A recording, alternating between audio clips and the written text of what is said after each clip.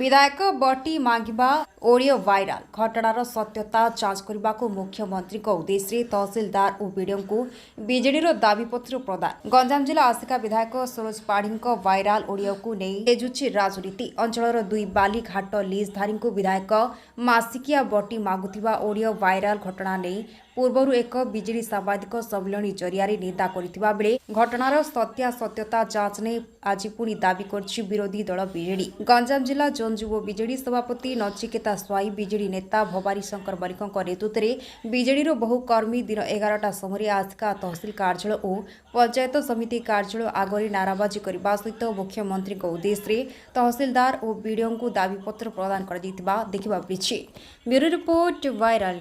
देखंतु आज आम आसिका निर्वाचन मंडली विजु जनता दल तरफ समस्त विजु युव छात्र एवं वरिष्ठ कर्मकर्ता आज आसिका तहसिल ऑफिस को आसी आमर जी माननीय तहसिलदार अच्छा मुख्यमंत्री उद्देश्य जो ऑडियो वायरल होती जो स्थानीय विधायक जो ऑडियो घूरी बुलूची ताऊपर माननीय मुख्यमंत्री को आम दृढ़ दाबी जनईचु जे आउपर तदंत हो एवं दोषी विरुद्ध में कार्यानुष्ठान ग्रहण करा जाओ।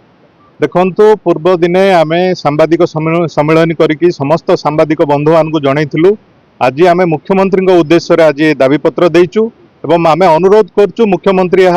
तुरंत कार्यानुष्ठान ग्रहण करंतु तांको विरुद्ध एफआईआर लोड करंतु जदि यह नुहे ताहले आम राजरास्ता को पुणी थरे आसबु एवं आर प्रतिवाद करू। निश्चित भाव समग्र आसिका निर्वाचन मंडल समस्त जनसाधारण एथिरे जोग देबे आम प्रतिवाद करूँ। एभली भाव दिन दीपहर जो दादा बटी मागुचंती तार दृढ़ प्रतिवाद करू।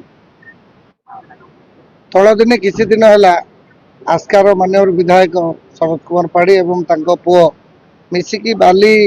जो माने आस्कार लीजधारी अच्छा पथर खादान मैंने अच्छा से पैसा कलेक्शन कर गोटे ऑडियो वायरल होता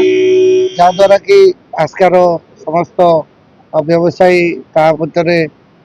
डरी मरिकी अच्छा से खबर आमर विजु जनता दल समस्त कर्मकर्ता पाइला परे से जो ऑडियोटी पाइला परे आमे आलोचना करूँ या लोक सुरक्षा देवाई लोक भयभीत दूर करने आम समस्त विजु छात्र जनता दल समस्त कर्मकर्ता एवं वरिष्ठ समस्त मिसी आसी आज आमर तहसिलदार मैडम को आम दाबीपत्र देलु या तदंत करा जाओ एवं दोषी को दृढ़ कार्यानुष्ठान करने माननीय मुख्यमंत्री की से जनवाई आम एवं वीडियो माध्यम वीडियो सार को आसी दाबीपत्र दे।